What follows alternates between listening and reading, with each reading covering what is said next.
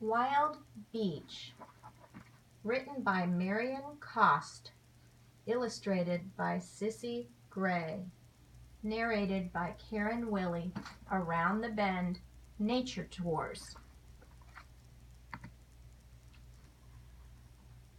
I can see the ocean from my porch. The sun isn't up yet, but the sky is pink. The dunes across the street are full of shadows.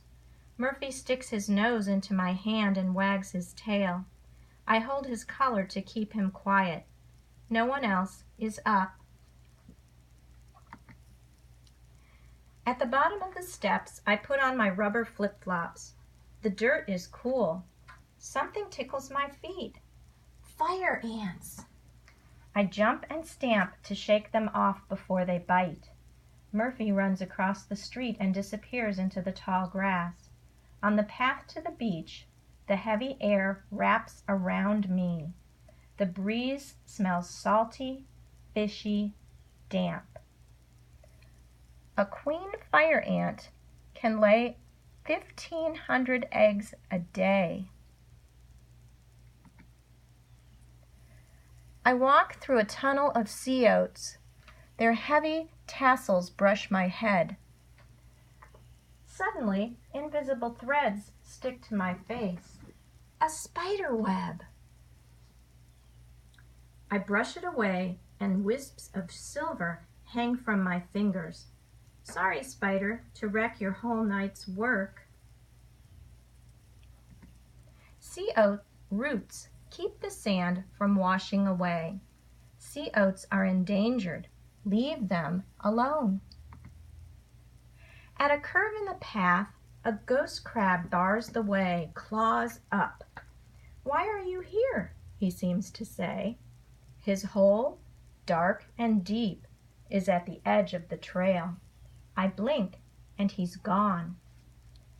Ghost crabs can run 10 miles per hour. I step out from the tall clumps of grass, and the beach stretches wide and flat in front of me. Low tide. Murphy flops at my feet, panting. Out in the channel, low gray shapes move slowly on gray water. Shadow ships on a shadow sea. The rising sun shimmers like a giant red ball. This is my favorite time, the beginning of the day. All that moves are seabirds circling the dunes and the ocean uncurling on the sand. All I hear are gulls laughing and waves slapping. A breeze washes over me, cool and rich with sea smells. The beach is empty and wild, its night's secrets waiting to be found. Laughing gulls will snatch fish right out of pelicans' bills. Small round holes along a line of foam where shorebirds poked their sharp beaks in the sand, looking for food. I stick my flip-flops under a bush and run with Murphy across dry ripples that feel like the bottom of the sea. Sand is made of rocks, shells, and bits of dead animals and plants. We splash into the cold morning ocean. Tiny fish ride on the waves, wriggling and curving as the water sweeps them back to sea. Murphy tries to catch them, snapping at the water, but they all get away. Silly dog! I turn toward the sunrise and splash along the edge of the waves. A haze hangs over the beach. Today will be a hot one. A gallon of ocean water contains 1/4 pound of salt. Out in the water, shrimp boats glide, trailing nets on outstretched arms. Ouch! My foot hits something sharp. A whelk! I pick it up and touch hard, slimy skin. It will die here on the beach. I throw it far out into the ocean. Live another day. Murphy jumps into the water and tries to find it. Whelks pry open oysters and suck out the animals. Yuck! Under my feet, air bubbles make perfect round holes in the wet sand. One hole shoots out water. I drop down and dig fast.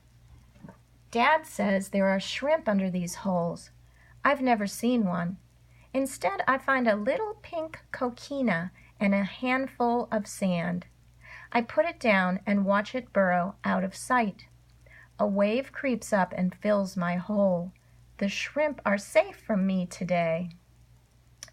Coquinas can be gray, yellow, pink, or purple.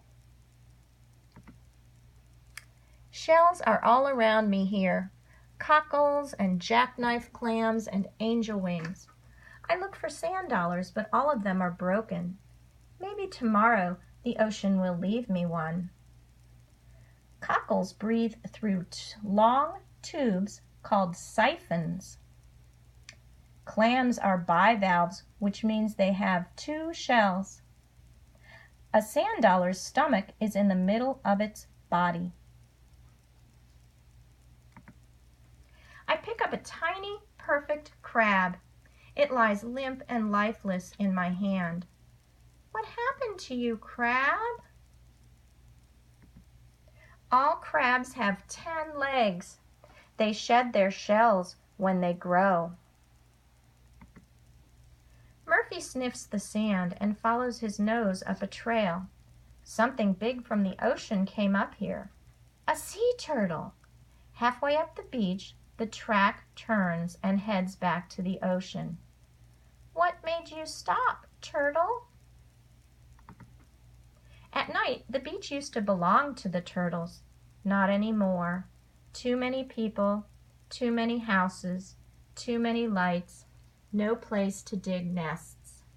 Come back, turtle, and try again. Loggerhead turtles get as big as 350 pounds. Dolphins use echolocation, sound waves, to find food. A brown pelican's wings measure 6 feet from tip to tip.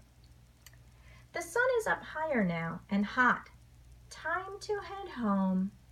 2 dolphins swim in circles just beyond the waves, rounding up fish for breakfast. As I watch them, the glittering ocean makes my eyes water.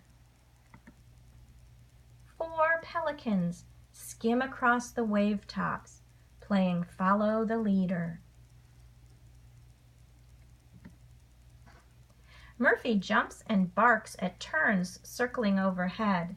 They scold him, screeching and diving. Murphy sneezes and trots over to me. The birds fly away, still yelling. Least terns eat shrimp, insects, and minnows.